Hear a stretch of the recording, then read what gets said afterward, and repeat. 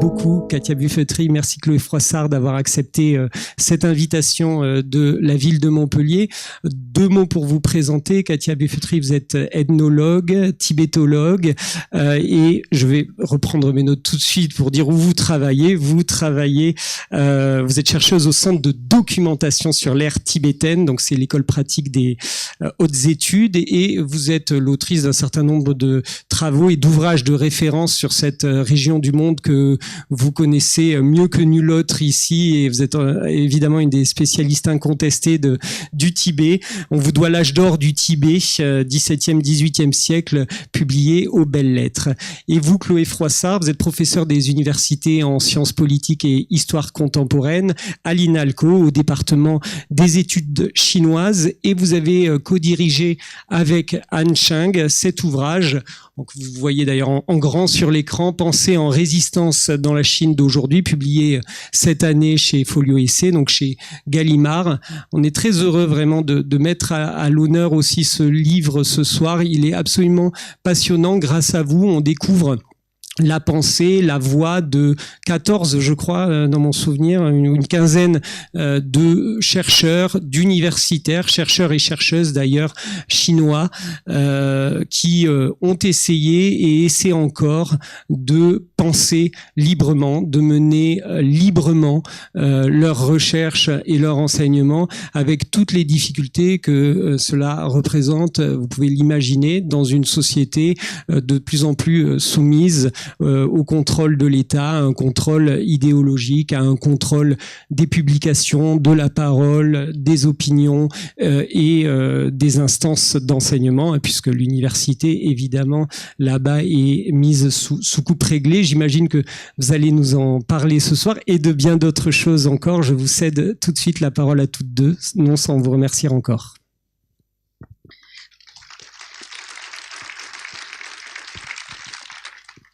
Un grand merci. Ça marche, oui. Un grand merci donc à l'Agora des Savoirs de nous accueillir si généreusement, chaleureusement ce soir. Et merci à vous d'être venus. On est là ce soir pour essayer de se représenter la Chine autrement que l'image que nous renvoient souvent les médias, qui est pas forcément très attrayante. De fait, la Chine aujourd'hui est revenue à une forme de totalitarisme, même si c'est important. C'est important de le rappeler parce que souvent aussi on a l'impression que d'autres grandes puissances, notamment les États-Unis, font de l'ombre et empêchent de voir la Chine telle qu'elle est. Et quelque part, la Chine a gagné aussi en termes d'image ces dernières années. En tout cas, l'image du Covid, la mauvaise image du Covid semble être un peu oubliée.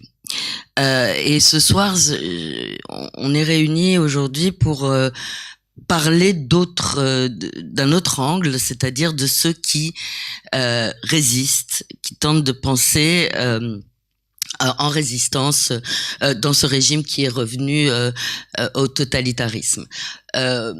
Donc Anne Cheng et moi-même, on a voulu faire ce livre qui donne avant tout la parole à des voix critiques, des intellectuels critiques dans ce régime, en donnant la primauté à des textes. Donc on traduit un certain nombre de textes d'intellectuels qui peuvent être anthropologues, sociologues, politistes, économistes, qui peuvent être à la fois des chercheurs, des enseignants-chercheurs au sein des universités chinoises, ou pour 2 d'entre eux, des écrivains indépendants.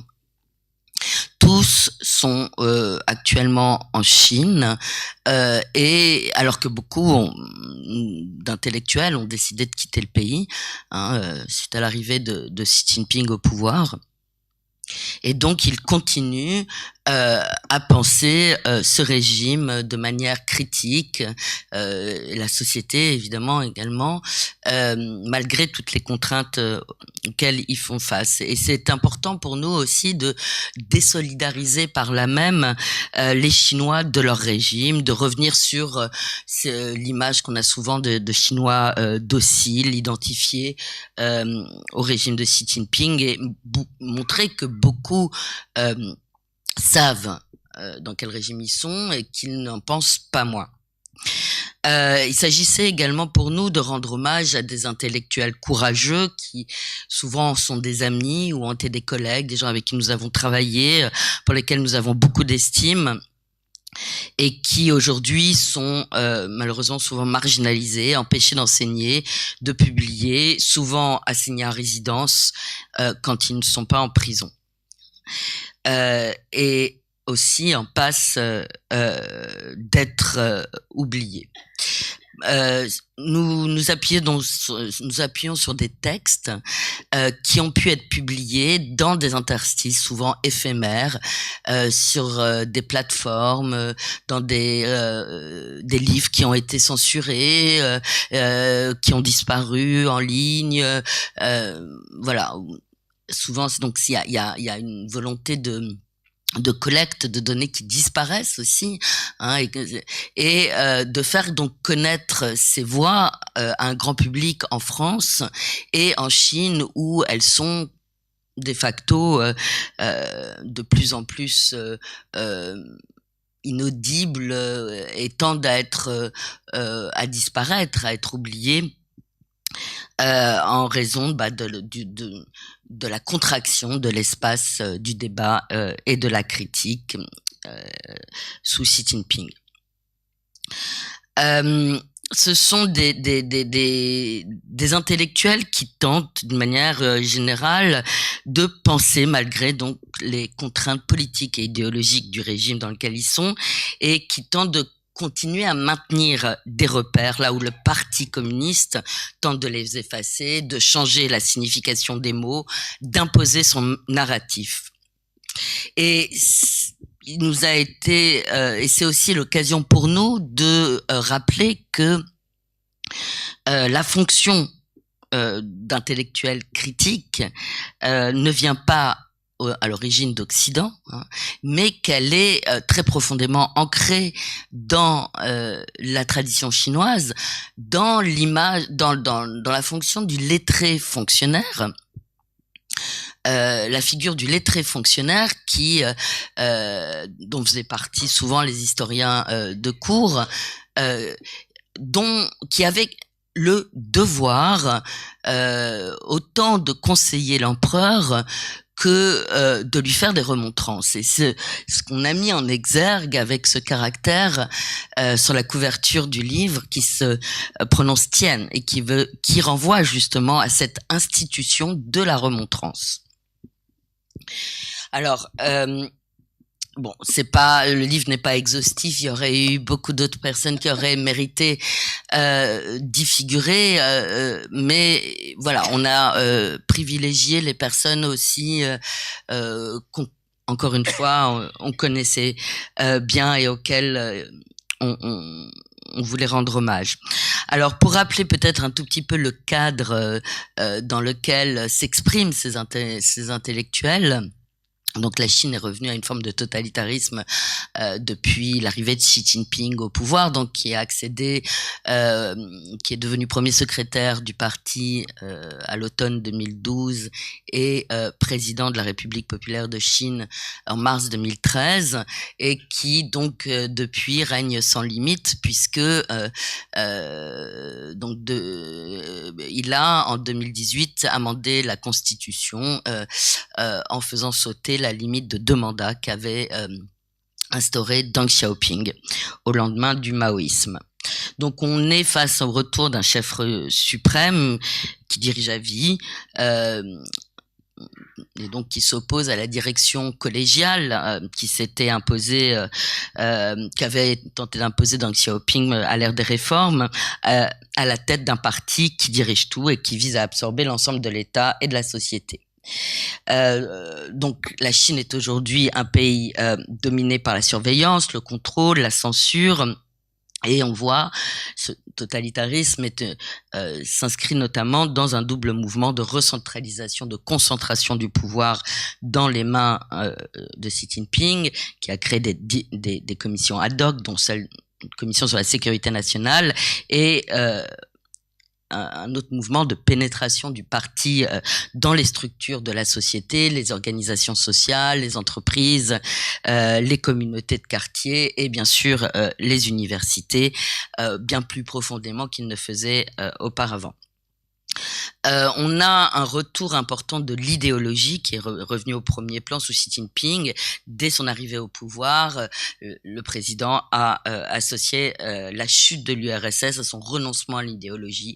Et donc, il a mis l'idéologie à nouveau au premier plan, et notamment sa pensée qui a été inscrite dans les statuts du parti dès 2017, ce qui est une première pour un premier secrétaire du parti depuis Mao Zedong. Il y a un document qui a fuité à l'été 2013 qui s'appelle document numéro 9 et dont le titre officiel était rapport sur la situation dans la sphère de l'idéologie, et qui a énuméré tout ce qui était interdit dans le but de sevrer la Chine des influences occidentales, notamment du libéralisme, donc tout ce qui a trait aux valeurs universelles, à la société civile, au constitutionnalisme, au néolibéralisme en économie, ce que le parti appelle le nihilisme historique, c'est-à-dire tout ce qui a trait à un discours, à une version d'histoire qui contredit la version officielle, le journalisme à l'occidental, c'est-à-dire le journalisme fondé sur l'enquête et les faits, etc., la vérification des informations, tout ça est aujourd'hui banni. Un second mouvement a été de mettre l'accent sur l'orthodoxie idéologique. Donc les enseignants chercheurs ont été appelés à contribuer à l'élaboration de l'idéologie. Xi Jinping a prononcé des appels réitérés aux intellectuels à contribuer à ce qu'il appelle l'innovation théorique, c'est-à-dire l'idéologie du régime.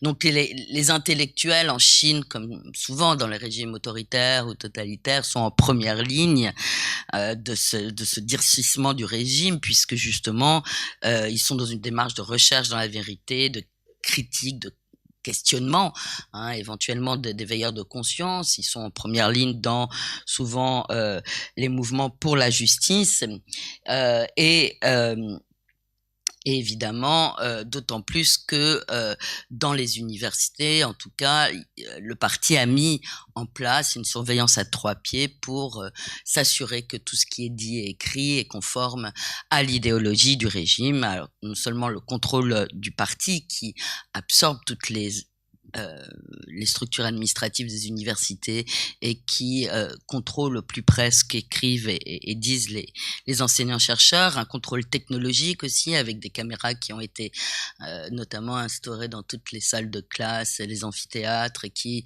enregistrent aussi bien le son que l'image, et aussi une surveillance humaine avec des étudiants souvent recrutés ouvertement pour faire des rapports sur ce qu'enseignent leurs professeurs. Donc il y a une forme d'homogénéisation du champ du savoir qui s'en est suivi en Chine, et tous les auteurs qu'on a choisis, en même temps, malgré cette homogénéisation du savoir, il y a quand même des interstices. Et ça, c'est vraiment important de le rappeler.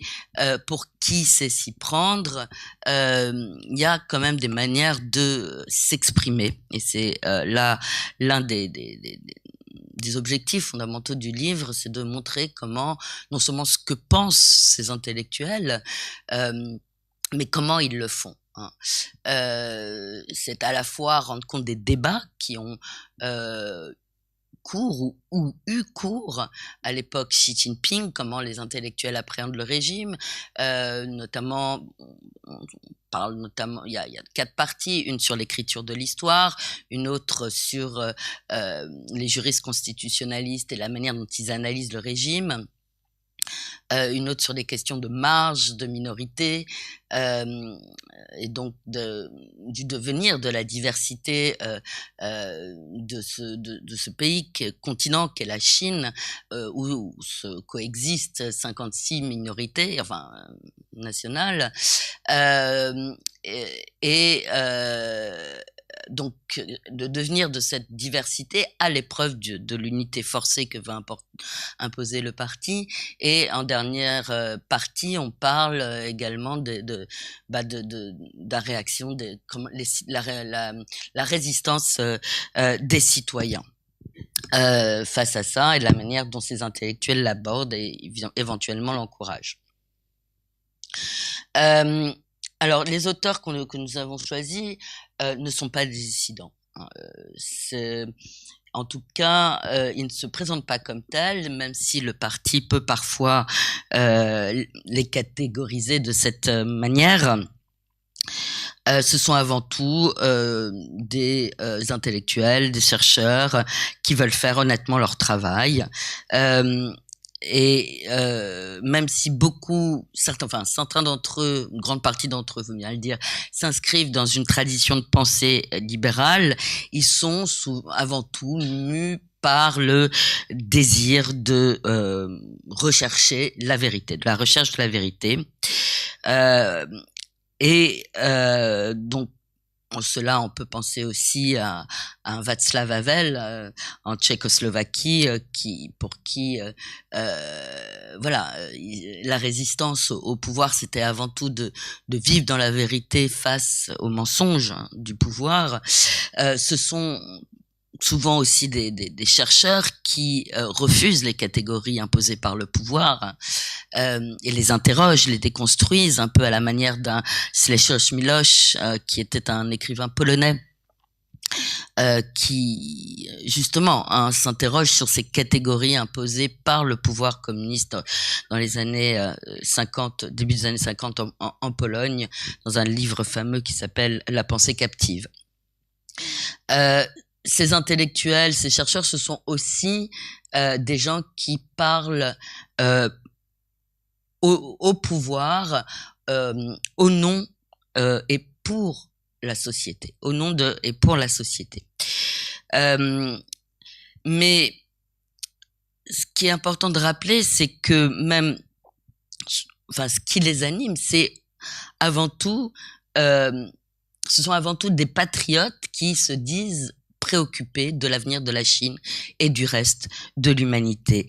Et ils ne s'inscrivent pas du tout dans une démarche d'opposition frontale au pouvoir, avec lequel ils espèrent néanmoins maintenir un dialogue constructif, même si c'est devenu de plus en plus difficile sous Xi Jinping.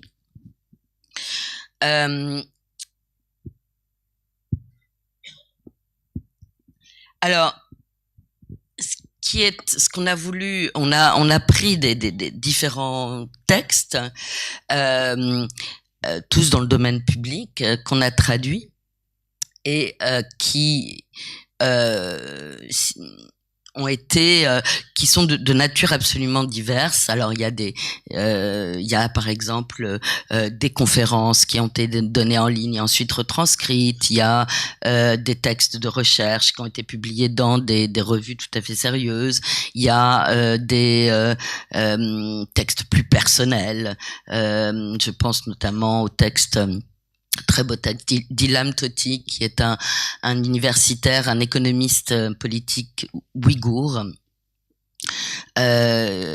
qui est enseigné à l'université des minorités à Pékin, et qui a beaucoup travaillé sur la question des inégalités entre les Ouïghours et les Han, et sur il les nommait pas comme ça, mais sur les processus de fait de colonisation du Xinjiang par les Han, mais toujours et sur aussi les questions de culture.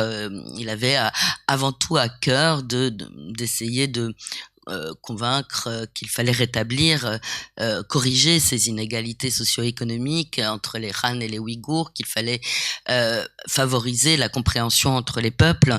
Et bon, il a été dénoncé par certains de ses étudiants et malheureusement emprisonné en septembre 2014 à vie. Donc, on a également, voilà, c'est une diversité de types de textes pour montrer que il y a une diversité de supports possibles et donc de formes de textes. Et puis, pour montrer donc, d'essayer de saisir ces interstices dans lesquels le débat critique, le débat et la critique restent encore possibles, bien que de manière éphémère et par des voies détournées. Alors, chacun a un peu ses propres tactiques pour brouiller les pistes. Évidemment, le recours à l'hétérotopie, c'est-à-dire ou à l'uchronie, c'est-à-dire déplacer ce qu'on veut dire sur la Chine dans un autre temps ou un autre espace, évidemment, sont des procédés prépondérants et qui ont été beaucoup utilisés aussi par les intellectuels sous Mao. Alors, certaines tactiques sont même très élitistes, hein, et seules avec un discours assez crypté, celle que seuls quelques initiés peuvent comprendre, et je pense notamment à un historien des idées spécialiste de la pensée chinoise qui s'appelle Xu Jilin. Et dans le texte que nous traduisons, il déplace la réflexion vers le Japon en s'intéressant à Murayama Masao, qui est un intellectuel libéral et critique du fascisme japonais des années 30, en se demandant si les Japonais comprendre les Chinois sont naturellement fascistes. Et ce qui intéresse Sutilin, c'est de départager ce qui est de l'ordre du particularisme culturel ou de la contingence historique, de l'universalisme moral qui constitue tout homme dans sa subjectivité et qui explique que, selon lui, donc les Japonais comme les Chinois sont capables de résister au fascisme. Et on voit aussi en sous-main comment il appelle ses compatriotes à résister. D'une manière générale, on a beaucoup de textes qui refusent l'opposition simpliste entre valeurs chinoises et valeurs universalistes. C'est aussi le cas d'un autre très beau texte d'une politiste qui s'appelle Liu Yu, qui est professeur donc de sciences politiques à l'université Tsinghua, une université qui me tient particulièrement à cœur puisque j'y ai travaillé et dirigé un centre de recherche pendant 4 ans en sciences sociales, et qui fait un cours en ligne sur le fameux texte d'Hannah Arendt sur la banalité du mal, se demandant donc comment est-ce que les hommes en viennent à faire le mal. Et évidemment, elle met bien en exergue qu'il ne s'agit pas là uniquement d'un cas qui s'est passé en Allemagne et que ça ne concerne évidemment pas que les Allemands. Et sa manière de procéder, si vous voulez, d'une manière générale, c'est d'avoir recours à la politique comparée avec le comparé, c'est-à-dire la Chine, qui est toujours absent. C'est-à-dire que voilà, c'est le détour par les autres pays qui invite les Chinois à réfléchir, en l'occurrence à travers ce texte, qui vise à leur donner des clés de compréhension du régime dans lequel ils vivent, à les faire réfléchir à la manière dont ils participent à son fonctionnement, parfois et même souvent à leur insu, et d'éveiller leur conscience de citoyens sur le rôle qu'ils ont dans le régime de Xi Jinping. Donc, une partie des messages des textes est donc co-créée par le lecteur ou l'auditeur lorsqu'il s'agit de cours en ligne, et de sorte que chacun tire un peu ses conclusions. évidemment, c'est une méthode pour contourner la censure, et toute l'habileté consiste à tabler sur cette réception. Donc, le sens est créé en fonction de des références que les lecteurs, les auditeurs possèdent, enfin les références culturelles, leur degré d'information. Et ce qui permet évidemment à l'auteur de pouvoir se protéger, hein. Il peut toujours se cacher derrière le fait de dire non, moi j'ai pas parlé des Ouïghours, j'ai pas parlé de comprenne qui pourra. J'ai pas qualifié le régime chinois de fasciste ou de totalitaire. Comprenne qui pourra. Donc c'est aussi une manière de poser le lecteur, de mettre le lecteur, d'inviter le lecteur à avoir une position active, qui est un premier pas vers la prise de conscience et peut-être donc vers l'action de résistance. Et c'est aussi parce que ces textes sont souvent un peu cryptés, hein, que nous les avons fait précéder d'une présentation donnant une grille de lecture, hein, permettant de décoder un certain nombre replaçant les textes dans leur contexte, et donnant des grilles, des clés de lecture pour pouvoir les comprendre. Mais certains de ces textes sont aussi tout à fait directs et clairs. Je pense notamment à un texte d'un grand spécialiste du confucianisme qu'a présenté Han Cheng, qui s'appelle Ge Zhaoguang, qui s'insurge contre tous ces fournisseurs de contenu, hein, ceux qui donnent un contenu à la pensée Xi Jinping, et qui, en particulier, tous ces collègues qui travaillent sur le confucianisme et qui répondent à l'appel de pouvoir et font servir le confucianisme à des fins de légitimation du pouvoir. Ou encore, je pense aussi à Xu Zhongjun, qui est un constitutionnaliste très connu en Chine, qui a écrit un texte en 2018 pour dénoncer, au moment donc où la constitution chinoise a été amendée pour faire sauter la limite des 2 mandats présidentiels, pour dénoncer donc le retour du totalitarisme en Chine. Il y a également un très beau texte, un texte que j'aime beaucoup, d'un historien indépendant qui s'appelle Wang Lixiong, qui est un des textes, qui est un texte vraiment extrêmement intéressant, qui revient sur ce que c'est que le maoïsme et la manière dont dont on parle souvent d'un retour au maoïsme sous Xi Jinping, mais de quel Mao parle-t-on, de quel maoïsme parle-t-on? Et il nous aide à y voir un peu plus clair en distinguant le Mao d'avant 57 du Mao après 57. Donc il montre comment Xi Jinping se réfère à un Mao, au Mao d'avant 57, qui regardait vers l'URSS, à la fois comme modèle de développement et modèle politique, donc en mettant l'accent sur les fondamentaux du léninisme et du stalinisme, contrairement au Mao d'après 57. 57, c'est le moment où il prononce un discours extrêmement important, qui est de la juste solution des contradictions au sein du peuple, qui est un texte qui lui a permis de lancer plusieurs mouvements de masse, notamment les Sans-Fleurs et la Révolution culturelle.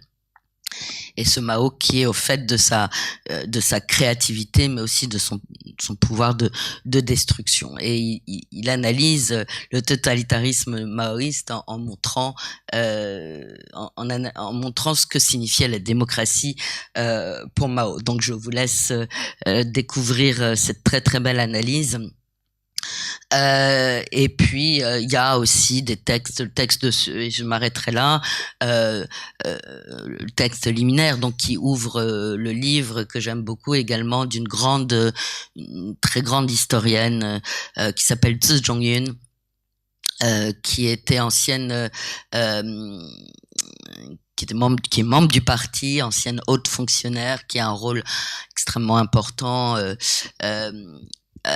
et qui est ensuite devenue chercheuse spécialiste des relations entre la Chine et les États-Unis, et qui, au tout début de l'ère Xi Jinping, hein, les textes que nous avons choisis, encore une fois,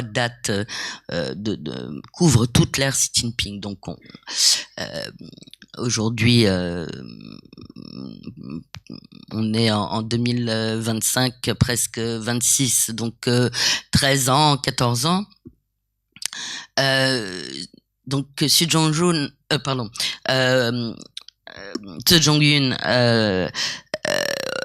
au tout début de l'ère Xi Jinping, on ne savait pas très bien à quoi on avait affaire. Certains intellectuels pensaient que Xi Jinping allait poursuivre un peu dans la lignée de l'équipe dirigeante précédente, Hu Jintao, Wen Jiabao, vers plus de libéralisme, qu'il allait ouvrir d'autant plus la Chine, approfondir les réformes.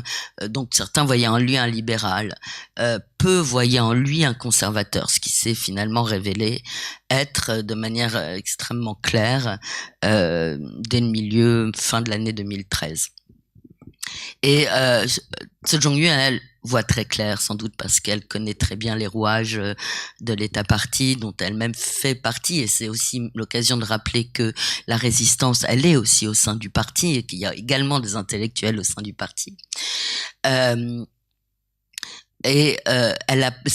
ce très très beau texte, elle appelle les historiens à elle dit voilà, on va avoir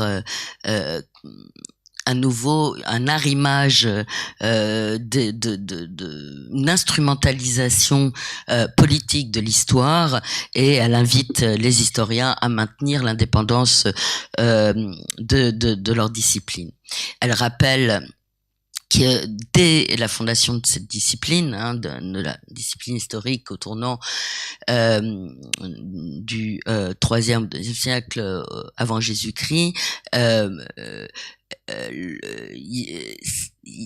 l'histoire avait un rôle extrêmement important, politique, qui était d'être un miroir des succès et des échecs des empereurs précédents, pour permettre à l'empereur qui régnait de bien gouverner dans l'intérêt du peuple.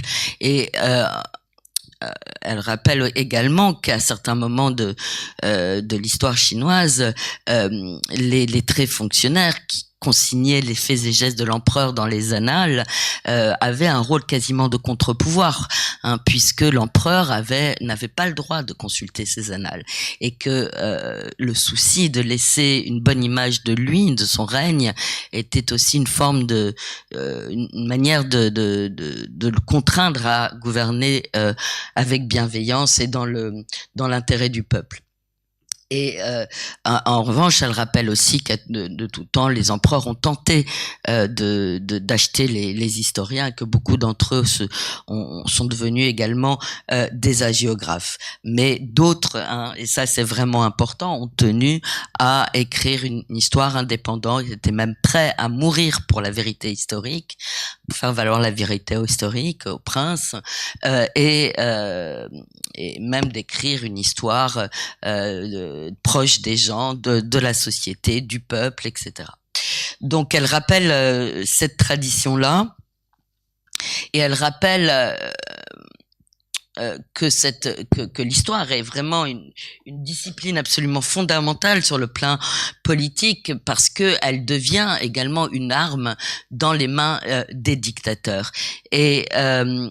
Et c'est de fait ce qui s'est passé sous Xi Jinping, qui a utilisé d'emblée l'histoire pour reconstruire des narratifs visant à imposer le pouvoir du parti, notamment sur les marges de l'empire, qu'il a tenté de ressoumettre à nouveau, alors qu'il y avait certains espaces de liberté qui avaient été octroyés au Tibet, en Mongolie, au Xinjiang, sous les équipes précédentes. Et ce que rappelle Zhe Zhongyun, c'est que qui veut éliminer son un pays élimine d'abord son histoire. Et c'est vraiment dans cette perspective dans laquelle se place également Tserine Bowser, qui est dont va vous parler Katia, et les répercussions sur ce qui se passe aujourd'hui chez nous. Bonsoir, oui ça marche. Donc moi aussi je voudrais remercier Agora pour cette invitation et effectivement je vais parler d'un article qui est dans ce livre qui est écrit par une Tibétaine qui s'appelle Tsering Ezer. Tsering Ezer est une poétesse très connue au Tibet. C'est la voix tibétaine qui nous apporte beaucoup de renseignements parce que elle est connue, elle parle beaucoup sur les blogs, elle connaît parfaitement les limites et elle n'est pas en prison, elle est souvent en résidence surveillée, mais elle est à l'extérieur. Elle se définit comme tibétaine, écrivaine, exilée de l'intérieur car elle n'a plus le droit de vivre à Lhasa et bouddhiste. En fait, elle a un parcours assez intéressant puisqu'elle a été éduquée par un père sino-tibétain qui était dans l'armée populaire de libération, une mère tibétaine, et elle était parfaitement intégrée elle parlait à l'époque, elle ne parlait pas tibétain, juste chinois, elle écrit parfaitement le chinois.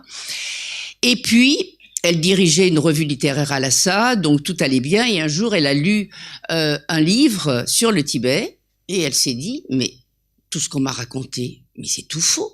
Et elle s'est mise à creuser. Et tout d'un coup, un nouveau monde s'est ouvert à elle et elle est sortie de cette propagande qu'elle avait avalée. Elle a appris le tibétain, qu'elle parle très bien, mais elle n'écrit pas le tibétain. Elle écrit toujours en chinois.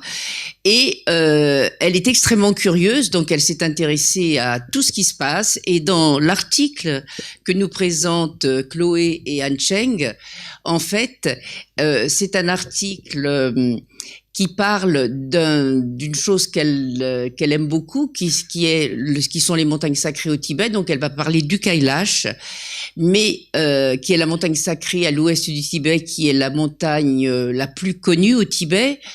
Et elle va en parler, en fait, à partir de Limi, qui est une petite enclave du Népal, à l'ouest du Népal, avec une population de langue et culture tibétaine. Et en fait, lors d'un pèlerinage au Kailash, Ezer a pris une photo d'un moine qu'elle a mis sur Instagram ou Facebook, je ne sais plus. Et un Limipa, comme on dit, quelqu'un de Limi, a reconnu un membre de sa famille et l'a contacté. Donc, ils ont parlé comme ça, et elle a découvert Limi, donc elle a commencé à chercher dans des livres qu'est-ce que c'était que Limi. Elle a découvert que Limi était une région fort intéressante, puisque c'est là où un grand traducteur au Xe siècle, Rinchen Zangpo, s'était installé, avait construit des monastères, s'est perdu à la frontière, et en fait c'est devenu népalais en 1961. Et à partir de là, elle raconte l'histoire, elle refait vivre Limi, et surtout, elle parle de ces frontières qui sont des barrières culturelles, des barrières politiques et tout, et qui, dans ce cas, quand même, ont permis de sauvegarder une culture des bâtiments. C'est-à-dire que juste de l'autre côté, si cette frontière a empêché beaucoup de vie, a cassé la vie sociale, a cassé la vie des nomades, puisqu'ils emmenaient leur bétail l'hiver pour pâturer au pied du Kailash. Ça a cassé leur vie religieuse, ils ne peuvent plus aller au Kailash. En revanche, ce qu'elle montre, qui est quand même aussi important, c'est qu'en fait, grâce à ces frontières-là, ça a sauvegardé une culture, une langue, et elle retrouve dans tout ce que lui raconte et dans les textes qui sont écrits sur Limi, elle retrouve une culture, une religion, quelque chose qui est pratiqué. Elle retrouve des danses, elle retrouve en fait la culture tibétaine, la religion tibétaine, pratiquée dans une région très proche, mais très lointaine à cause de la frontière, permet quand même de garder cette culture, cette religion qui, au Tibet même, traverse un très très très mauvais moment. Vous avez dû en entendre parler. Donc Ezer, qui est un personnage très bouddhiste. Le bouddhisme marque tous les actes de sa vie. C'est quelqu'un qui est plein d'humour. C'est quelqu'un qui est très gai en dépit des conditions qui sont souvent difficiles. Et c'est vrai, hein, elle est remarquablement gaie. Enfin, on voyage beaucoup ensemble quand on peut. Et elle en fait revivre donc cette petite enclave de Limy et dont elle est quand même assez fascinée puisqu'elle retrouve en fait un Tibet qu'elle a quand même connu. Elle est née en 66, juste au début de la Révolution culturelle, et elle raconte aussi que dans ce petit Limy, qui est donc un Tibet hors du Tibet, les habitants avaient été invités lorsqu'ils ont tracé la frontière. Il y a eu donc la frontière était tracée comme on trace les frontières. Donc il y avait des gens qui étaient d'un côté et de l'autre. Des familles ont été séparées et les gens ont eu un an quand ils étaient du côté népalais pour choisir s'ils voulaient passer du côté chinois. Ou s'ils voulaient rester au Népal. Et donc, dans la région de Limy, ils ont fait une divination à leur divinité protectrice et il s'en est suivi que la réponse a été non, nous restons au Népal. Et donc, elle retrouve, dans cet article, elle explique combien elle retrouve dans ce Tibet hors du Tibet, sa culture et sa religion. Si vous vous intéressez après l'article donc à Heuser, elle a écrit d'autres livres dont un certain nombre sont traduits en français, livres de poèmes ou livres de prose, les deux. Elle se bat bien sûr pour la sauvegarde des coutumes du Tibet et elle fait partie aussi bien entendu des gens qui veulent sauvegarder l'existence du Tibet en conservant son histoire et tout ce que cela représente. Et donc, c'est là où on va en venir à parler un peu des musées, parce que nous avons de mauvaises expériences en France actuellement. Et depuis quelques années, la Chine a une propension forte à s'ingérer dans les musées. Et c'est vrai que jusqu'à l'exemple le plus médiatisé et qui avait quand même fait beaucoup de bruit, c'était le musée de Nantes, où le directeur voulait faire une exposition sur Gengis Khan, une exposition qui était au départ appelée Gengis Khan, fils du ciel et des steppes, à la naissance de l'Empire mongol.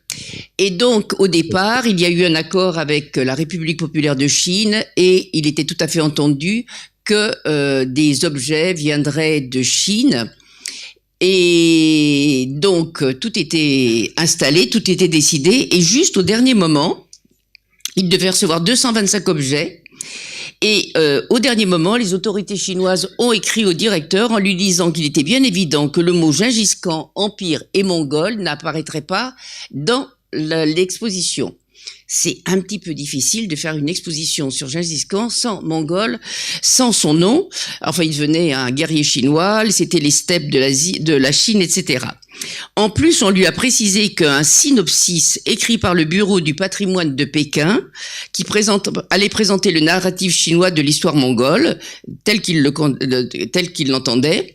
Donc, le musée de Nantes a refusé totalement, a rompu tous les accords avec la Chine, et à ce moment-là, il a recommencé à zéro. Il a fait une exposition qui a été ouverte en 2023, qui était magnifique, et ça n'était fait qu'avec des objets de collection privée et des musées de France et puis d'Europe. Et donc, en ce qui concerne le Tibet, c'est que jusqu'en 2023, lorsque vous parliez du Tibet dans les revues chinoises en langue anglaise, par exemple, on avait toujours le mot région autonome du Tibet. Un chercheur en 2023 a expliqué que ce mot Tibet devait être supprimé au profit de Xizang, l'appellation chinoise, car, a-t-il expliqué, lorsque vous parlez en Occident de Tibet, tout de suite, les gens pensent à ce grand Tibet. Vous savez, ce Tibet que défend le Dalai Lama, donc le séparatiste, et qui ne correspond nullement aux divisions administratives chinoises, donc il n'a pas d'existence. Donc, à partir de ce moment-là, il y a eu quelques problèmes. Tout d'abord, nous avons constaté qu'au musée du Quai Branly, le nom Tibet avait disparu au profit de Xizang, et là, ça a été de Xizang, et ça a été fait déjà il y a quelques années. Et d'après des renseignements que j'ai eus, ils avaient choisi de mettre Xizang parce que, nous ont-ils dit, il y avait des touristes chinois qui avaient été choqués de voir Tibet, et pour ne pas les déranger, on a mis l'appellation chinoise. Un peu comme si vous voulez, vous allez dans un musée, vous voyez Allemagne, ben vous allez voir le directeur, vous lui dites je ne supporte pas Allemagne, il faut marquer Deutschland. Donc le soir, il vous change. Pareil pour England, etc. Donc là, ça a posé quand même un problème sérieux puisque ça n'avait plus aucun sens.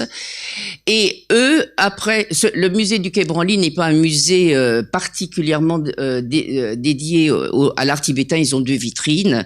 Et très rapidement, il faut dire, un mois après une lettre ouverte que nous avons faite et des manifestations de Tibétains, ils se sont excusés et ont décidé de revenir au terme, au nom Tibet. Donc ça a été corrigé assez rapidement.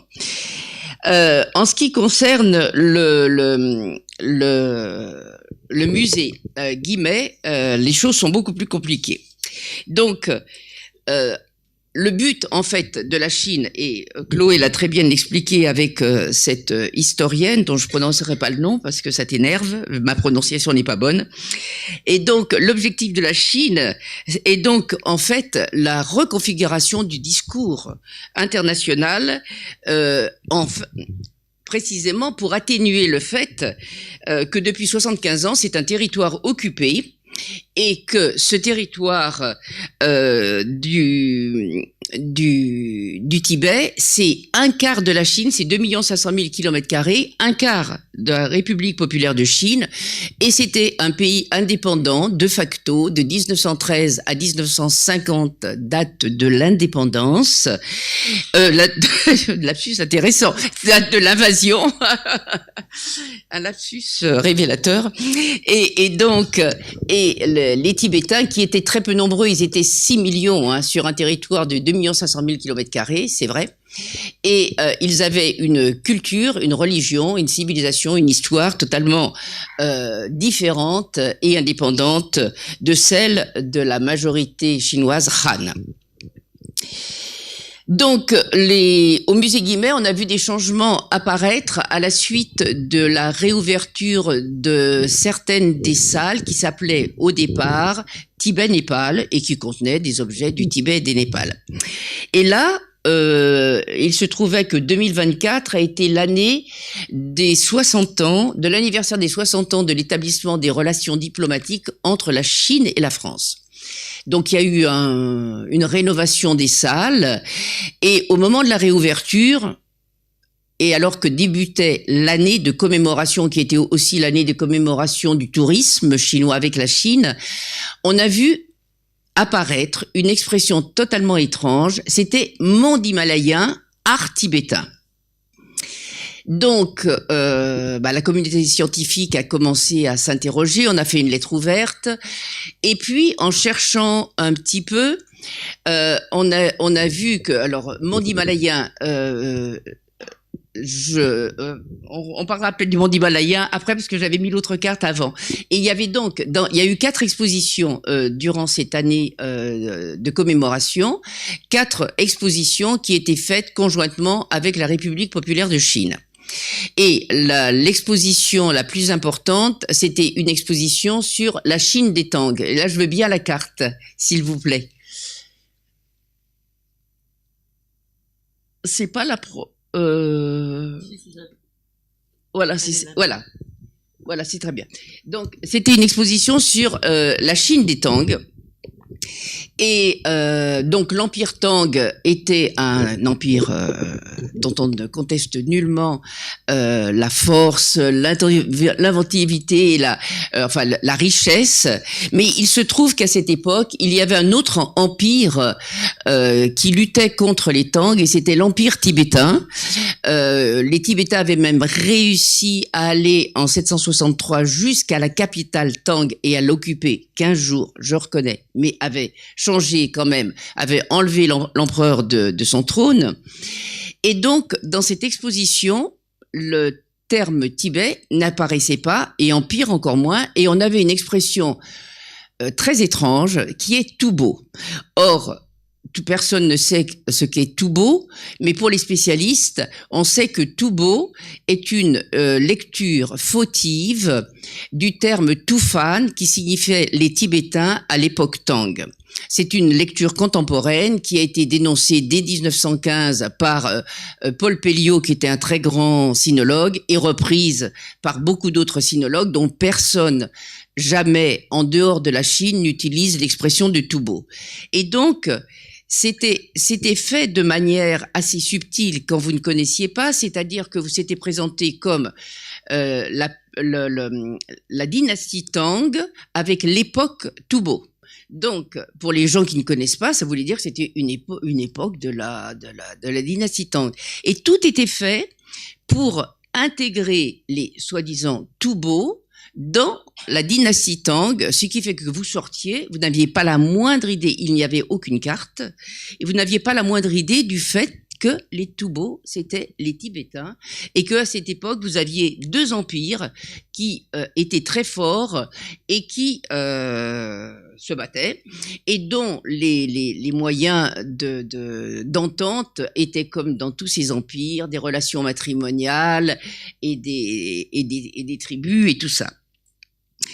Et cette expression tout beau apparaissait dès la chronologie.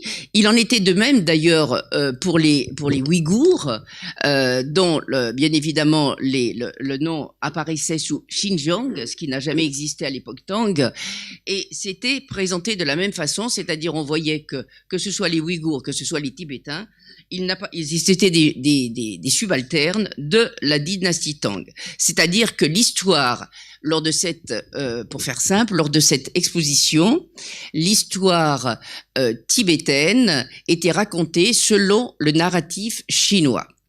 Ça pose quand même un problème important.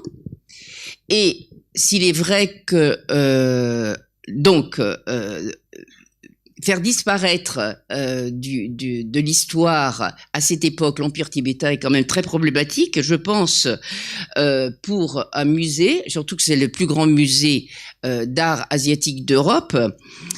Et en fouillant, on se rend compte alors que effectivement, il y avait que les expositions étaient organisées entièrement par un organisme, un département du gouvernement chinois, que les fonds venaient de holding, dont l'une était tenue, et ça ce sont pas des choses secrètes, hein, vous trouvez ça tout facilement si vous cherchez sur internet, que c'était tenu, donc l'argent arrivait du Front Uni. Le Front Uni, c'est un département du Parti communiste dont les membres ont pour rôle d'attirer à eux des gens non convertis au parti et de leur faire accepter et répandre ensuite les théories du parti. C'est un organe d'influence et l'argent vient de là et d'une autre holding qui est liée à l'Armée populaire de libération. Donc ça posait quand même un problème sérieux, mais jusqu'à présent on n'a pas réussi à faire grand-chose. Ensuite, on a découvert que dans le conseil d'administration, dès 2023, on a vu arriver au conseil d'administration de Guimet des gens comme Jean-Pierre Raffarin, qui est quand même connu pour être assez proche de la Chine. Il y avait également Giscard d'Estaing, le fils qui était jusqu'à récemment le directeur du du club méditerranéen en Chine, et il y avait également il y a maintenant en plus l'artiste chinoise franco-chinoise qui avait fait les décorations lors de cette année de commémoration. Et donc c'est vrai que ensuite dans les salles, dans l'exposition on avait Toubo, dans les salles ils nous ont pas mis Toubo, ils n'ont pas osé, mais ils avaient mis donc Monde Himalayen.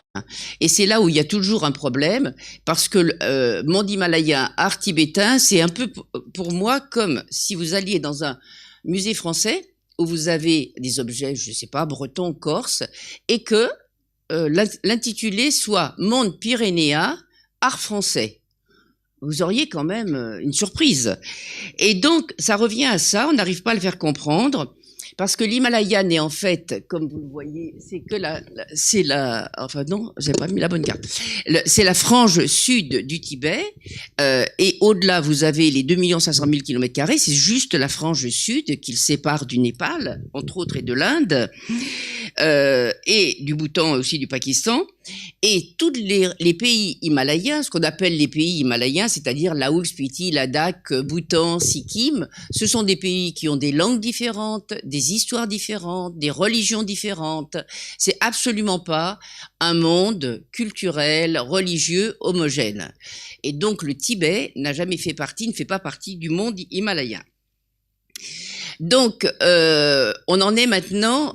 Il y a eu des actions enfin, le monde académique s'est soulevé, la presse nous a beaucoup soutenus, et il y a actuellement la communauté en exil aussi a beaucoup agi et a fait des manifestations tous les dimanches depuis maintenant 1 an à peu près devant le musée Guimet, pour expliquer l'importance de garder le nom, parce que, et Chloé l'a bien expliqué à travers cette historienne, la première chose que l'on enlève, ce sont les noms. À chaque fois qu'un pays est occupé, on va changer les noms des rues. Et là, vous allez faire disparaître avec chaque rue, avec chaque nom. Si vous dites à quelqu'un, vous allez au Xizang, ben, la personne va vous dire, ah bon. Bon, mais si vous dites que vous allez au Tibet, tout de suite les gens vont penser à bouddhisme, grand territoire, montagne, ça évoque quelque chose. Xizang, ça n'évoque rien. Et donc la Chine sait très bien ce qu'elle fait en faisant ça. Donc que la Chine fasse ça, ce n'est pas très étonnant, mais que des musées français acceptent, parce que si vous mettez Monde Himalayen, vous allez dire c'est peut-être moins grave que Xizang. Mais le but est le même, c'est que vous faites disparaître l'identité, l'histoire de ce pays et donc de ce peuple. Donc nous, on va continuer à se battre, d'autant plus que vous, comme vous le savez, vous avez ici un musée, le musée Fabre, où j'ai vu une très belle exposition aujourd'hui, mais qui est aussi un Guimet Plus. Vous allez avoir une exposition sur la Chine et bientôt vous aurez une exposition sur le monde himalayen. Donc, on essaiera d'obtenir qu'il soit marqué dans l'exposition des objets tibétains, Tibet et monde himalayen, afin d'obtenir une reconnaissance de l'existence de ce pays qui traverse une mauvaise période, mais qui a une culture qui date de de plus de 1000 ans, de plus de 2000 ans, qui a une langue, qui a une littérature extraordinaire et que nous allons continuer à défendre. Voilà, merci.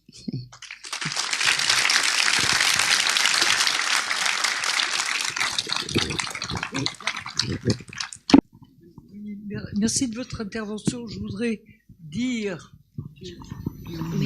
Oui, pardon.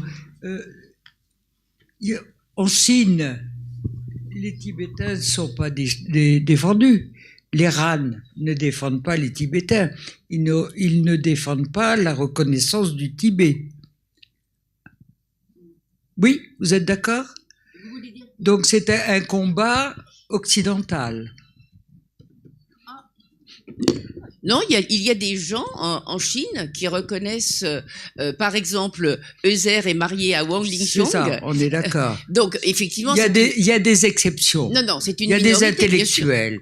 Mais la majorité de la population, Ben non. c'est non. Ils ont été élevés avec la propagande qui leur dit le Tibet a toujours appartenu à la Chine depuis des temps immémoriaux. Donc, Non, mais d'accord. Donc c'est un combat occidental. Et ce que, oui, il y a quand même une communauté en exil, hein. On a légitime. Non. Mais vous avez non, pas qu'occidental. Vous avez Lisez le livre, vous Oui. verrez bien qu'il y a... Et puis il y a toute une communauté en exil qui se bat pour la reconnaissance. Il y a un chef totalement légitime. Et là, au moins, c'est le seul point où l'exil et la Chine est d'accord. Le Dalai Lama actuel est reconnu comme totalement légitime. Le prochain, ce sera différent. Mais celui-ci, non, voilà, mais les deux par les côtés. Tibétains, on est d'accord. Attends, je connais quand même un peu. Hein. Mais et je voulais demander à Madame Chloé Froissart, la façon dont vous avez présenté la Chine totalitaire sous Deng Xiaoping, on est d'accord, hein, mais c'est comme si du temps de Deng Xiaoping en particulier, c'était la liberté. Il y a eu quand même 89, la répression, etc., etc. Et dès qu'il y avait une petite manifestation d'étudiants, d'intellectuels, c'était la répression.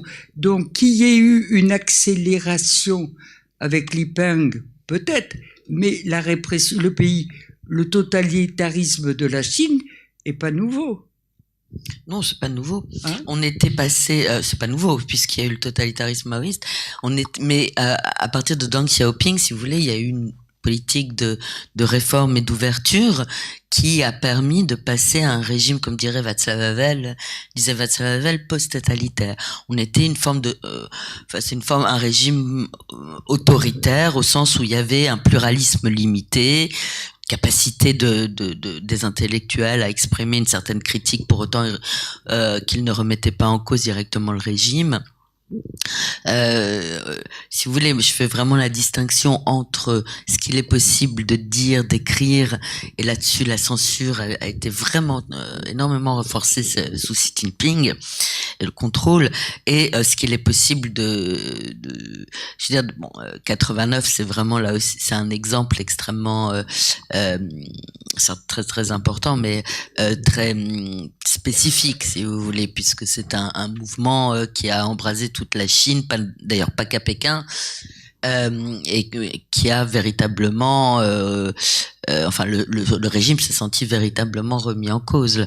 La question c'est aujourd'hui, on est revenu à une forme de contrôle et de surveillance qui rendent très difficile, si ce n'est impossible, en tout cas très difficile, des formes de critique qui étaient tolérées aux époques précédentes, et en particulier à l'époque de Hu Jintao ou Wen Jiabao. Je dis pas qu'on était, la Chine n'a jamais été démocratique, hein, c'est pas, mais il y a un durcissement, un resserrement du régime qui est tout à fait manifeste sous Xi Jinping. Bonjour à toutes les deux. Je tenais d'abord, premièrement, à vous remercier pour cette information.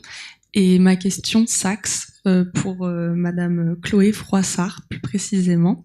Ce serait, selon vous, en prenant en compte que ce soit vos recherches, vos récits et surtout vos prises de parole, pensez-vous que la Chine adopterait une position de défense quelconque face à vous si vous étiez amené à retourner en Chine? Je vois pas qui parle. Bonjour. Ah.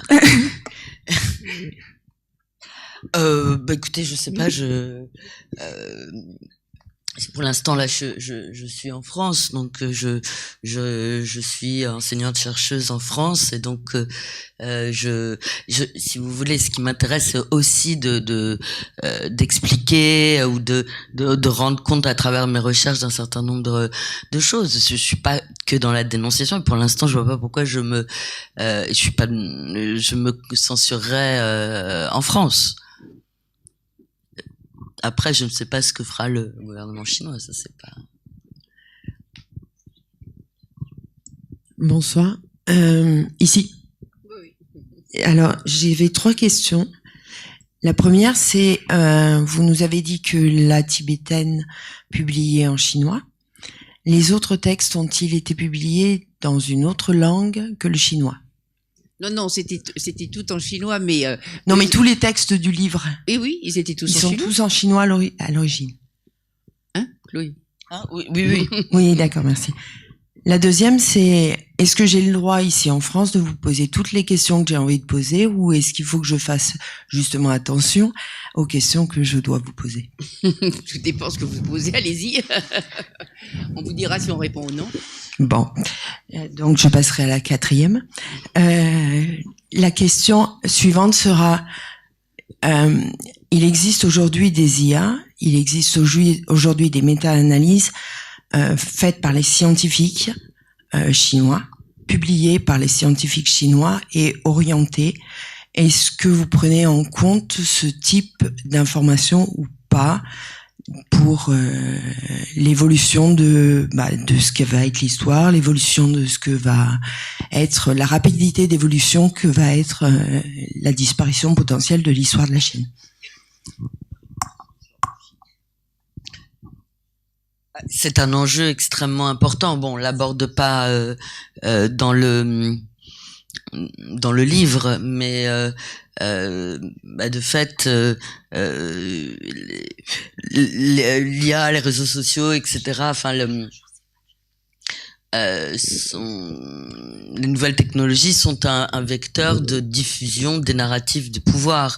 Et aujourd'hui, on est, quand on regarde les réseaux sociaux chinois, même s'il y a quand même des voix, encore une fois, et j'insiste, qui sont pas dans le cadre ou qui s'expriment de manière critique, de manière détournée, il y a quand même un discours dominant extrêmement fort, et le parti a su investir les réseaux sociaux, Internet, l'IA pour développer pour faire valoir son discours, y compris en utilisant des méthodes qui étaient autrefois utilisées par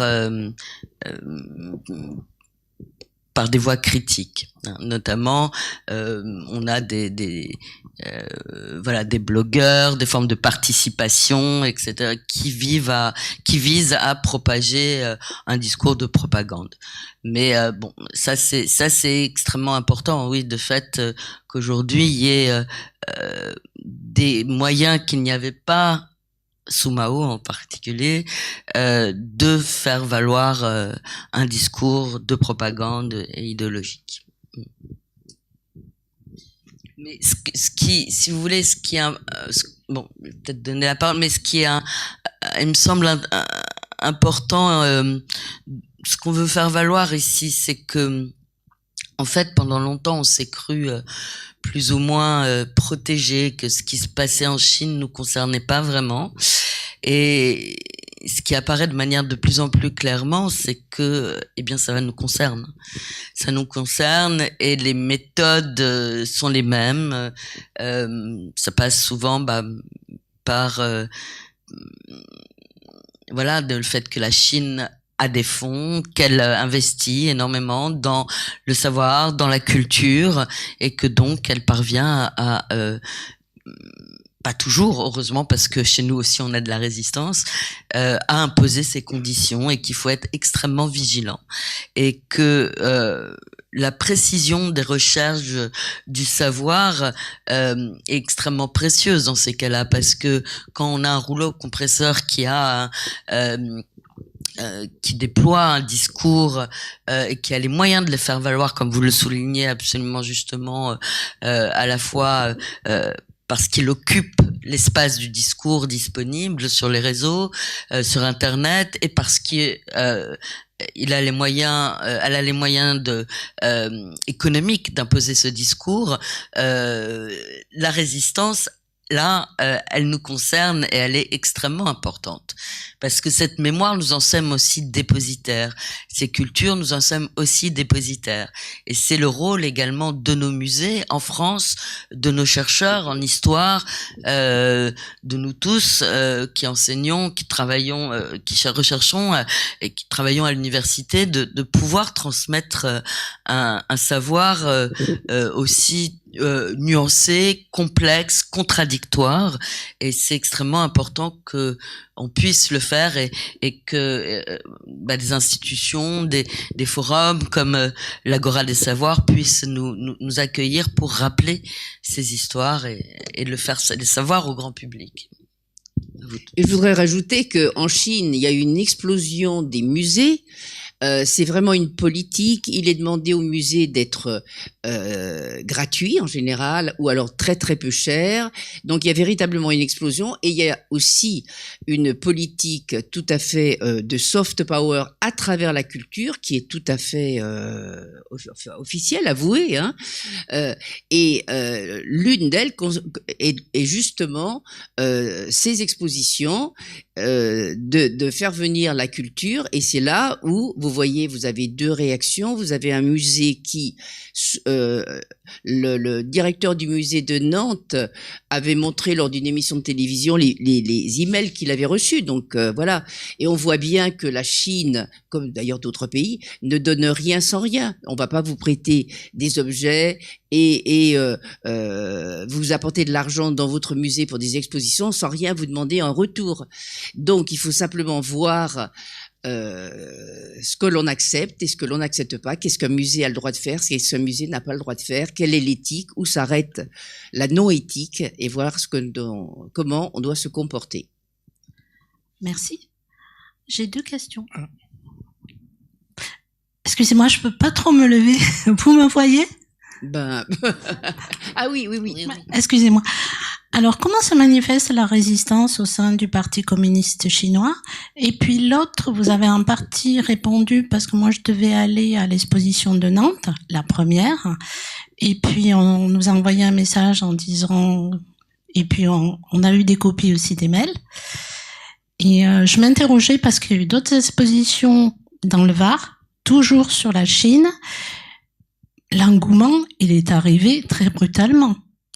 Bon, je pense que c'est lié à ce que vous dites, le soft power chinois, qui veut répandre sa culture d'une façon ou d'une autre. Mais qu'est-ce qui l'a déclenché? Alors, en ce qui concerne la culture, c'est arrivé donc la théorie du soft power est arrivée tardivement en Chine. Au début, ils se sont assez mal pris, mais ils ont compris assez vite. Et il a été décidé, j'ai oublié quelle année, mais enfin il n'y a pas très longtemps, que ce serait à travers la culture. Et ça fut une décision officielle. Et donc maintenant, ils font ce qu'ils ont décidé. Et donc, vous dites qu'il y a une exposition dans le Var sur la Chine? Je ne savais pas. Tu savais? Il y a eu une exposition à Draguignan il y a 2 ans. D'accord. Donc, le principal thème, c'était les routes de la soie. Et j'aurais bien aimé avoir devant moi une carte personnelle de la Chine, parce que j'ai eu un mal fou à identifier certaines régions, en partie celle de l'Ouest, le Turkestan, qui était baptisé autrement, ainsi que le nom de certaines villes. Xinjiang. Excusez-moi. Oui. Non, je l'appelle pas Xinjiang. C'est bien. Mais non, mais c'est ça. Oui. Non, je voulais juste le pays dire, des Ouïghours. c'est un problème, effectivement, dans ce genre d'exposition, il y a souvent pas de cartes. Et ça, c'est un véritable problème. Là, il y avait des cartes, mais il y avait plusieurs cartes, mais c'était les noms. Je n'arrivais pas à retrouver le nom quand j'avais découvert la Chine, quand j'étais à l'école, au lycée, etc. Ils avaient changé les noms. Et c'était une exposition qui venait du musée Guimet.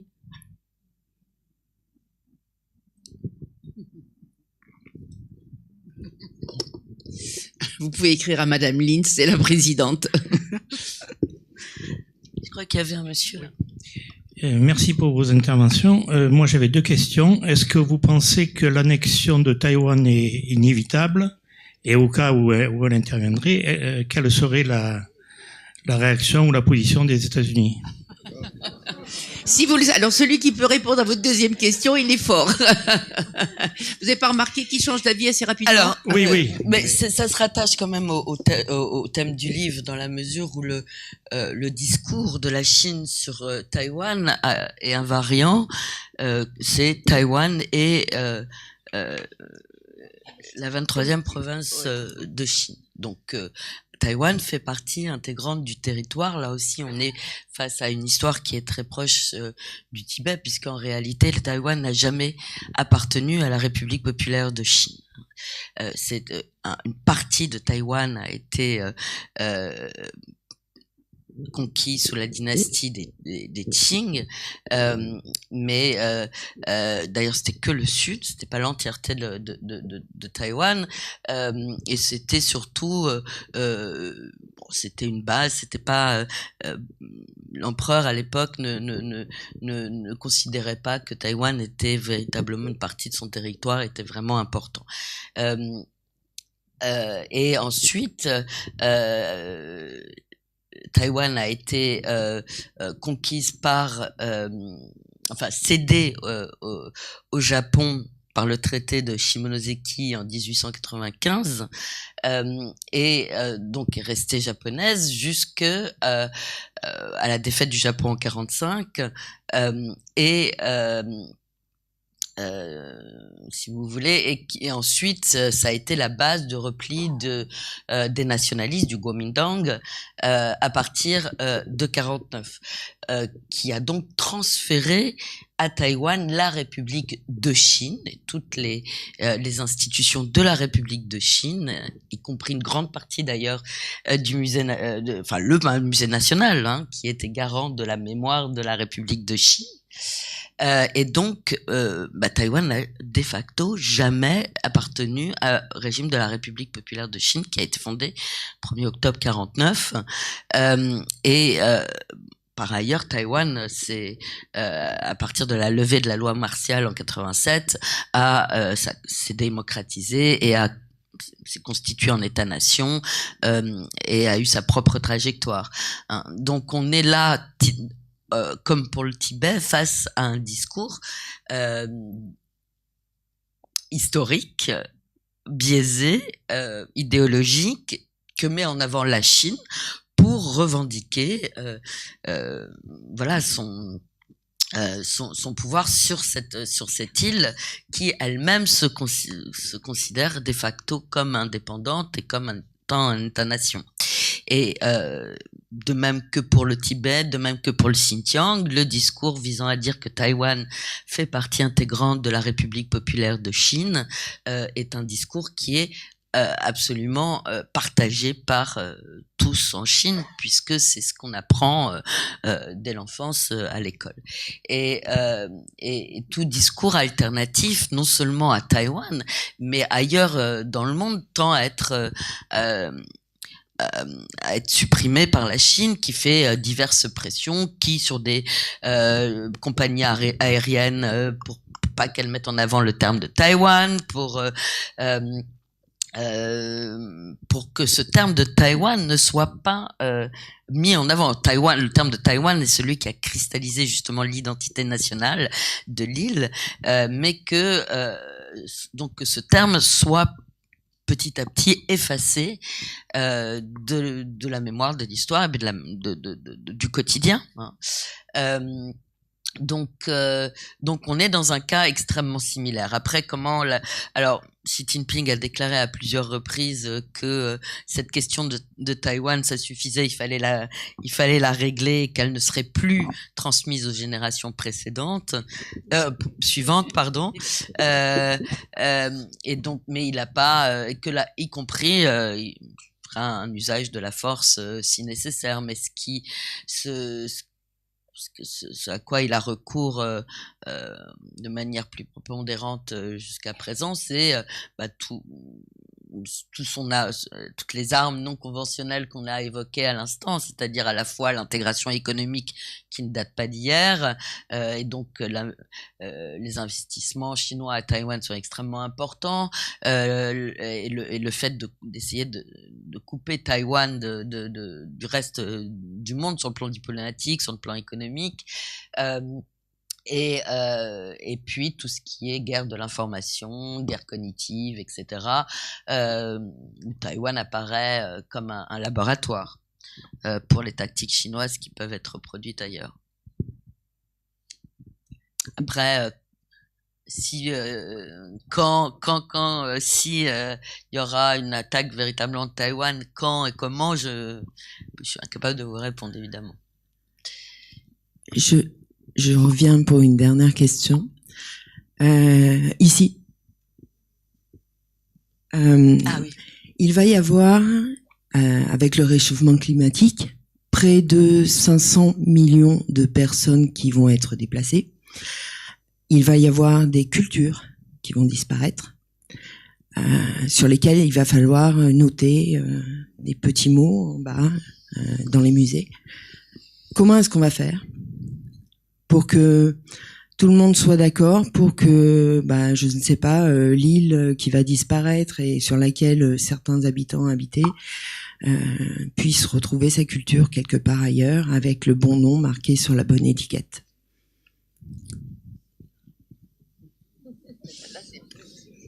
Ça vole au-dessus de moi.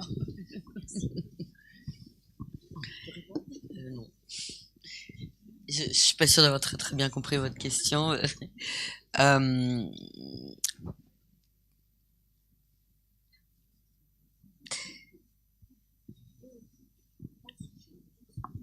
En fait, ma question était, si aujourd'hui on met pas Tibet sur une œuvre tibétaine, demain il y a 500 millions de déplacés. Parmi les 500 millions de déplacés, il y aura certaines populations qui vont carrément disparaître.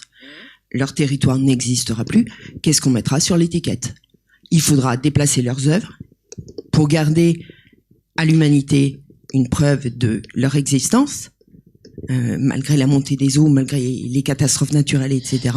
Si on ne met pas sur, je ne sais pas moi, par exemple Tahiti, sous Tahiti, qu'est-ce qu'on mettra ? Eh ben, j'espère qu'on mettra effectivement le nom du pays. Mais j'ai oublié de vous dire une dernière petite précision pour le musée. C'est que des organisations qui défendent le Tibet ont fait un recours gracieux. Donc, il y a un procès en cours, un recours gracieux, au tribunal administratif pour abus de pouvoir. Et depuis, le nom Tibet, art tibétain, a disparu au profit de Tibet, Tibet occidental, oriental. Donc, c'est un progrès. Mais on est toujours dans le monde Himalaya. Donc on veut sortir du monde Himalaya.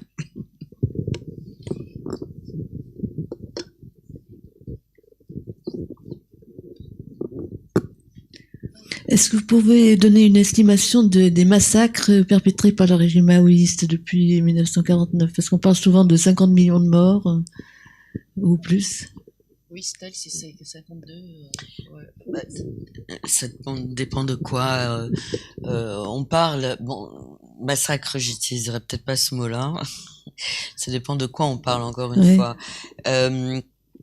Pour la grande famine qui a suivi le Grand Bond en avant,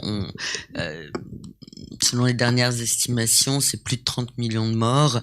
Mais la révolution culturelle, il y a eu des cas de cannibalisme aussi, à la fois pendant la grande famine qui a suivi le Grand Bond en avant et pendant la révolution culturelle, dans le sud de la Chine, au niveau dans les provinces du Guizhou, il y a eu ça dépend aussi, enfin il faudrait faire l'addition de tous les mouvements de masse, mais oui, c'est, si vous voulez, à chaque fois c'est des dizaines de millions de morts, donc on est face de fait, et c'est peut-être ça qu'il faut retenir, parce qu'on ne saura jamais vraiment complètement les chiffres, même si des historiens font des estimations et qu'ils les choses deviennent plus approchantes à chaque fois.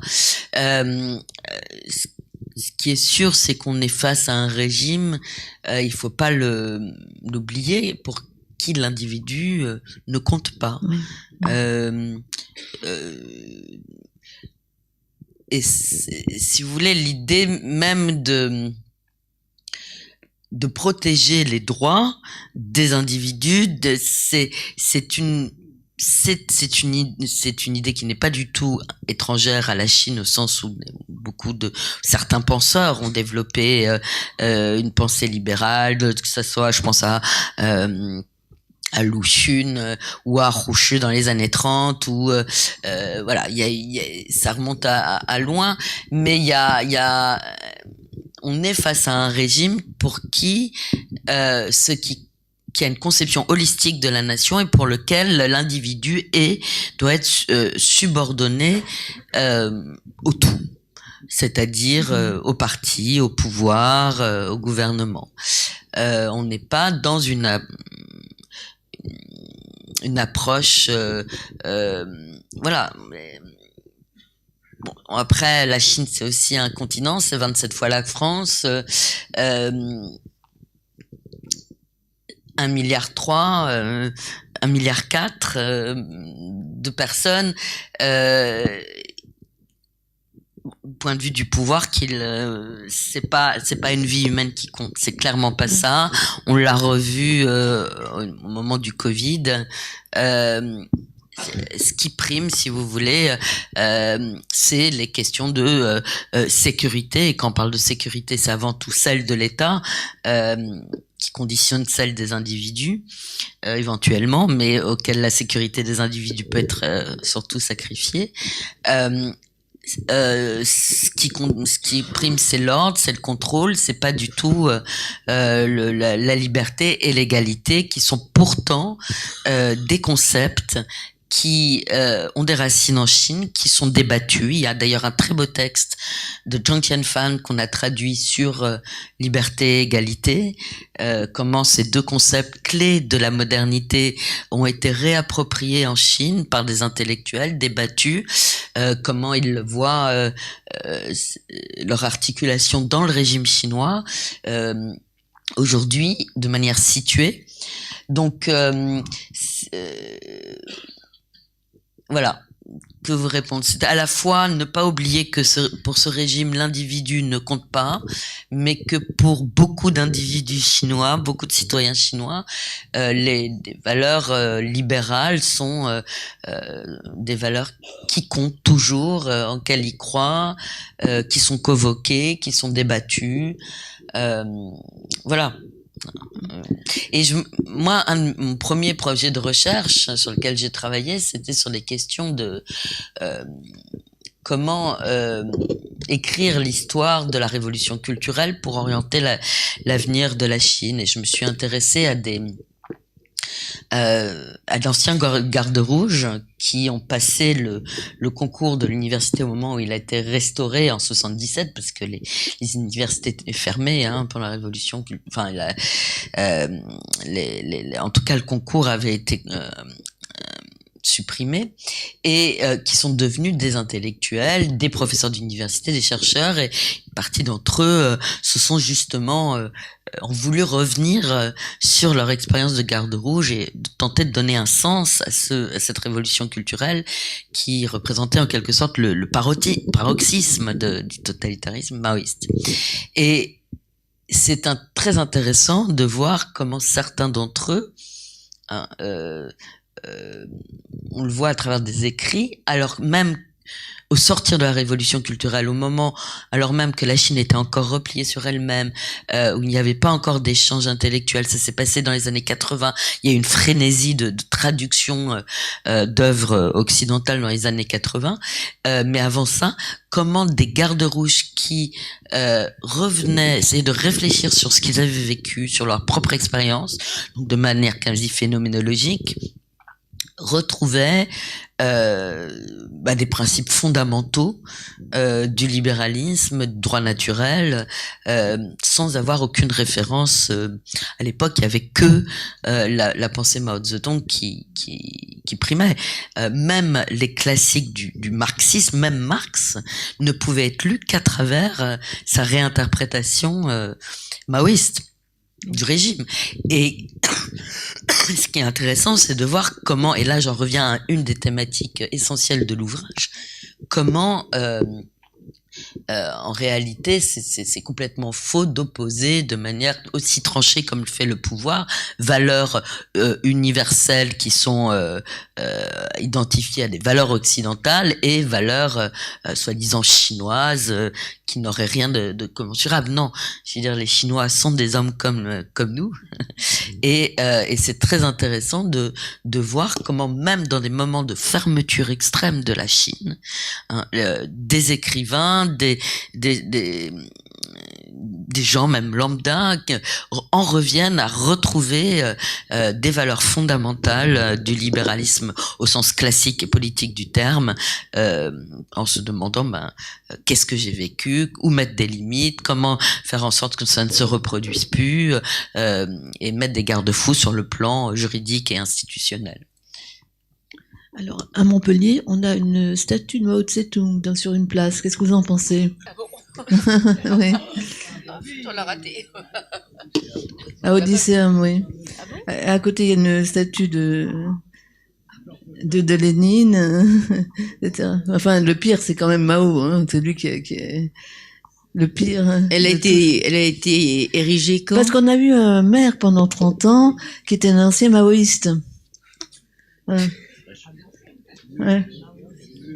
Qu'est-ce que vous en pensez? Je trouve ça, et chaque fois que je croise le maire actuel, je lui dis, mais quand est-ce que vous enlèverez cette statue?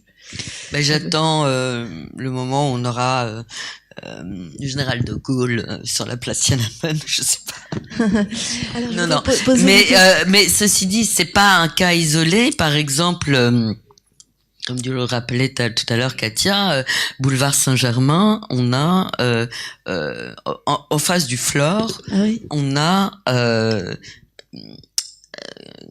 sur le panneau boulevard Saint-Germain, on a au-dessus le nom d'une ville, d'une rue à Chengdu, donc la capitale du Sichuan, Rongxinglu, Et c'est l'étoile rouge, la rue c'est de pas l'étoile faute d'avoir rouge. écrit à la mairie de Paris, à toutes les mairies, et on attend, elle est très difficile à enlever parce que c'est haut, il faudrait y aller à 3 heures du matin avec une échelle, mais ça fait 7 ans, en fait, c'est exactement votre histoire, le maire du 6e est très très très proche de l'ambassade de Chine, et donc il avait été décidé, parce qu'on a cherché les articles de journaux, donc elle a trouvé, pendant 8 jours, en 2017, il y avait un échange de 3 rues ou 2 rues avec Chengdu.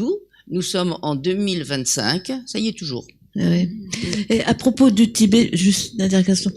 Combien de temples tibétains ont été détruits par la Chine? On a parlé de centaines. Oui, il y en a eu plusieurs milliers qui ont été... Mais alors, c'est pareil. Alors, moi, je sais que la première fois que je suis allée au Tibet en 1985, j'avais lu, que tout était détruit. Et alors, je vais pas défendre, mais pour être honnête, il y avait encore des temples où il restait un étage au lieu de 3. Mais bon, moi je m'attendais à ce que ce soit vraiment rasé.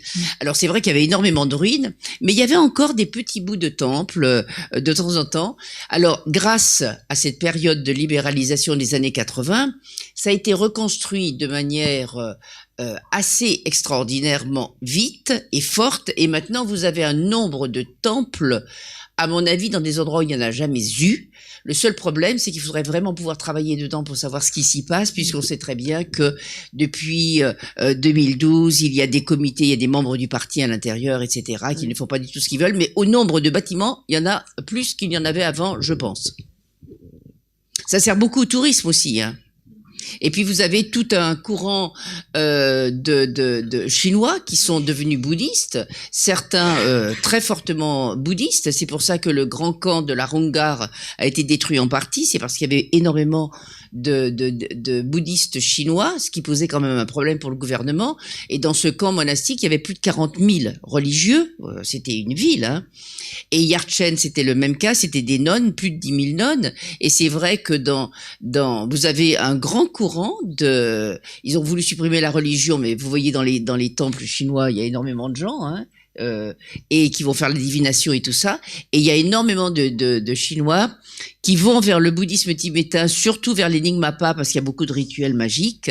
Mais il y a énormément il y a un mouvement, effectivement, avec énormément de Chinois qui sont devenus bouddhistes. Tibétains. Bonsoir. Bonsoir, ici. Là, ici. Vous me voyez? Oui, c'est bon. Tout à fait. Merci beaucoup pour cette présentation de cet ouvrage. Ma question est assez simple, mais un peu large, je pense.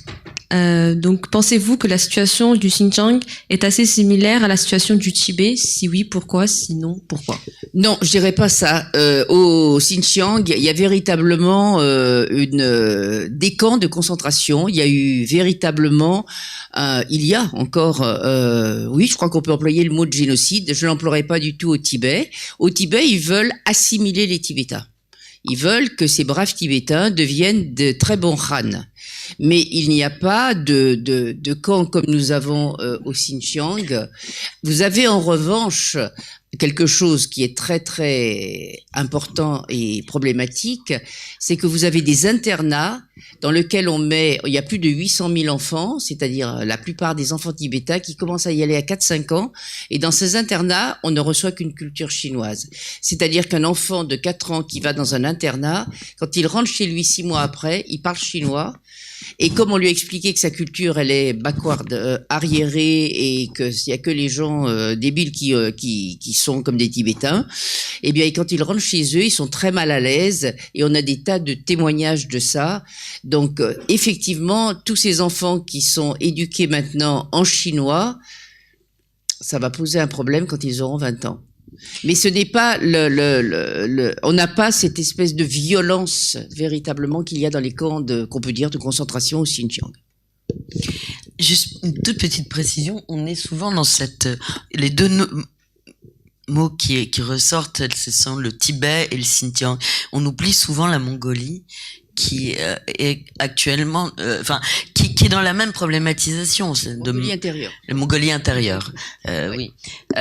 Donc, qui est une province de Chine également, peuplée de Mongols, qui avaient leur propre culture, leur propre langue, qui étaient des nomades et le parti a sédentarisé de force, et dont, d'ailleurs, on a un texte dans le livre qui parle des Mongols. On n'en parle jamais.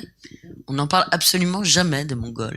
Enfin, comparé au Xinjiang et au Tibet. Alors certes, il n'y a pas non plus de camp en Mongolie, mais c'est aussi une culture à part entière, extrêmement riche, pastorale, une langue qui est en train de disparaître au même titre que le tibétain et que le ouïghour.